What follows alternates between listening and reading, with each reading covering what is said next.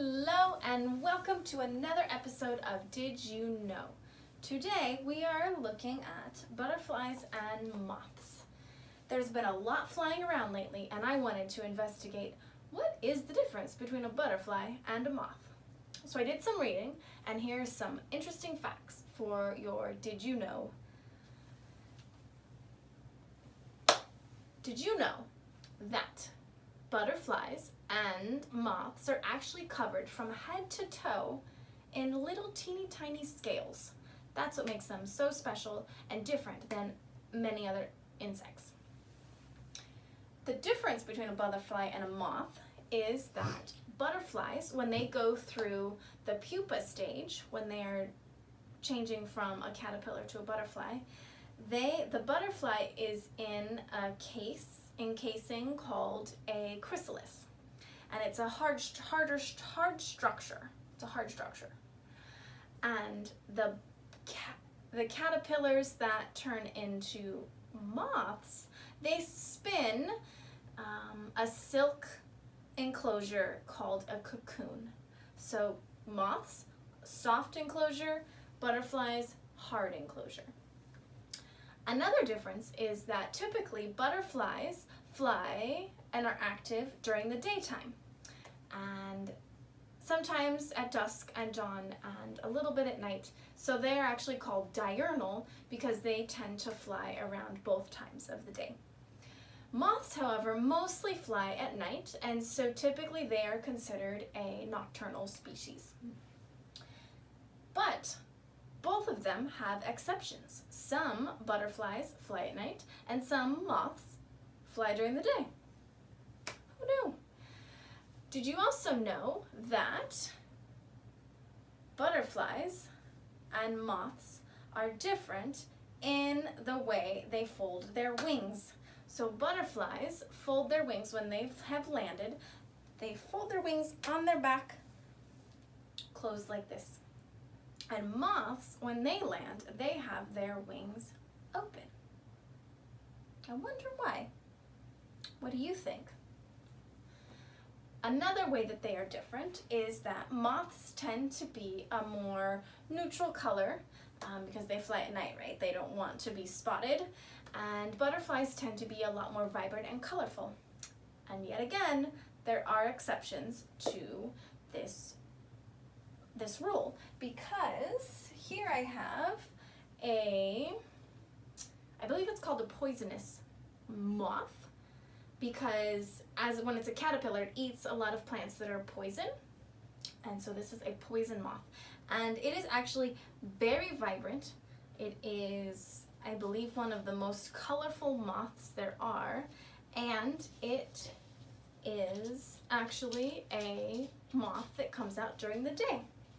So, very interesting that while there are ways to categorize them, there are always exceptions to the rule.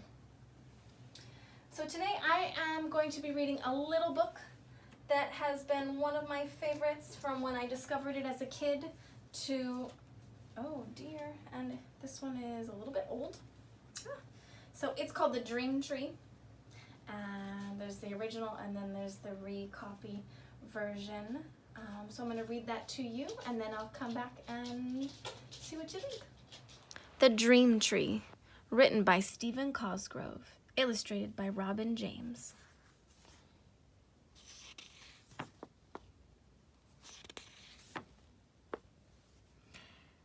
Have you ever gazed at a spreading apple tree and wondered how many kinds of life live within its branches? There are probably little black ants, funny little spiders, and of course, fuzzy caterpillars.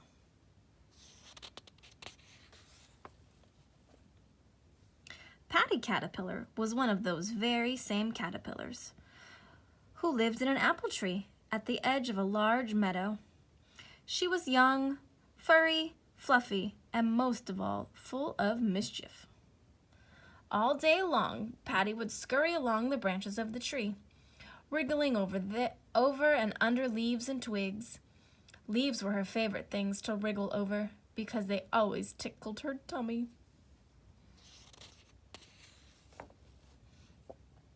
One day, as she was slipping and sliding on a branch at the far side of the tree, she came upon a large, perfectly white cocoon nestled among the leaves. Now, we now know that's called a chrysalis. Patty studied it, walked around it, and for the life of her could not decide what such a thing would be used for. She was so curious that she began to scurry home to ask her mother. As she wriggled and giggled her way along the main trunk of the tree, she caught sight of the most beautiful butterfly she had ever seen. My, thought Patty, how wonderful it would be to soar in the air like that. She moved closer to the edge of the branch and shouted, "Mr. Butterfly, how did you become such a beautiful butterfly?" The butterfly just floated along on the breeze and did not answer her. Then she resumed her journey and soon came to her home, which was made of leaves. She slipped in the front door and up to her mother. "Mom," she said, "today while playing on the far side of the tree, I came upon a white cocoon. What are they used for?"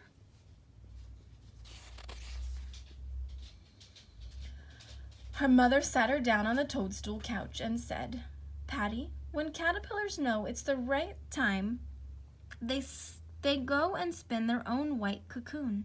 They slip inside and fall asleep. While they sleep, they dream the dreams of the dream tree. When they wake up, they have been transformed into beautiful butterflies." Patty scrunched up her nose and wiggled an antenna. "That's silly," she said. "Who would ever believe that a furry caterpillar would turn into a beautiful butterfly?" "But it's true," said her mother. "Someday you and I will be butterflies too." Patty thought for a moment. "Then how come butterflies don't fly back and tell us what it's like?" Her mother just smiled and said, "Someday you'll know, Patty. Someday you'll know."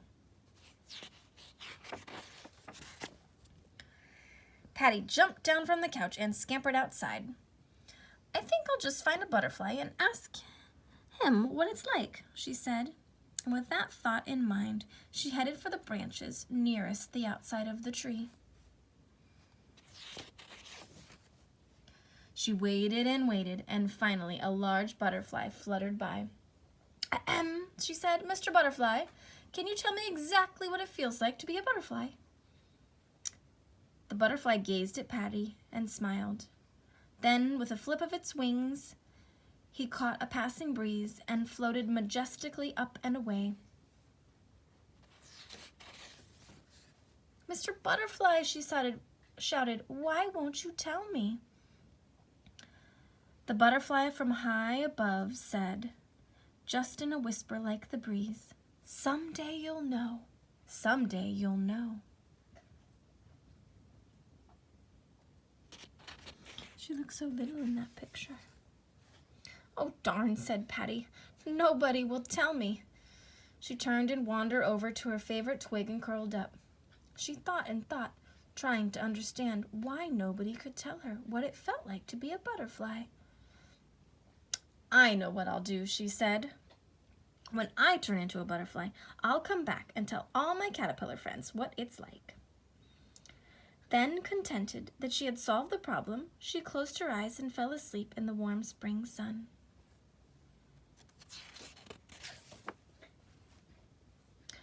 For months thereafter, Patty frolicked and played in the tree. She always kept in mind her promise to herself that when her time came to become a butterfly, she would come back. Then one day, as Patty was skittering along a branch, she suddenly stopped, and her antenna began to quiver. "It's time," she thought. "Time for me to go and build my cocoon." She went to the farthest leaf on the farthest branch and spun herself into her cocoon. When she was done, she fell into a long sleep and dreamed the dreams of the dream tree. After many days of resting, she gently woke up and forced her way out of the cocoon. She felt different all over, and she knew she was now a butterfly. Patty slowly opened her wings and felt the soft summer breeze begin to lift her quietly into the air and away from the tree. "Oh, I should go back and tell the others how it feels," she said. "But it feels so wonderful to float in the warm wind." She began to drift up and away, enjoying every motion of her wings. As she floated upward, she could see a small caterpillar far below and heard him shout, "What does it feel like to be a butterfly?" Patty knew what her answer had to be. "Someday you'll know, little caterpillar. Someday you'll know."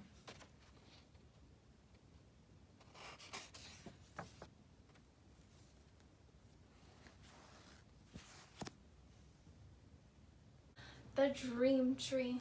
I am so excited I got to read that out loud. It's been far too long since I've read it, and I picked this book because I've been really thinking about the stage we are in with the coronavirus and how we are kind of like Patty in wondering, what is it going to be like now and later, and just thinking about how we're just in one really big transition, and we are in our chrysalis, we are in our cocoons right now, and we are ready to fly. And are we going to be so excited that we're not going to be able to pause? We're not going to be able to express what we've been through. It's already hard to explain. Everyone has different experiences. I don't know. I just kind of thought that right now, as hard as it is, having something like a metaphor to think about this challenging time and how we're going to come out as butterflies and as moths and as scaly as ever. And I don't know, I'm just being silly and rambling at this point, but in all seriousness, I am really appreciating this time with you, even though it's just through a video, but finding these connection times and helping me think about this process has been very magical, and I got to wear my butterfly wings. So I hope you are finding joy and you are finding ways to be creative, and you are still able to spread your wings even if you are inside and in your cocoon and in your chrysalis. And I can't wait to see how you have grown when we get to explore. Okay, bye for now. See you next time.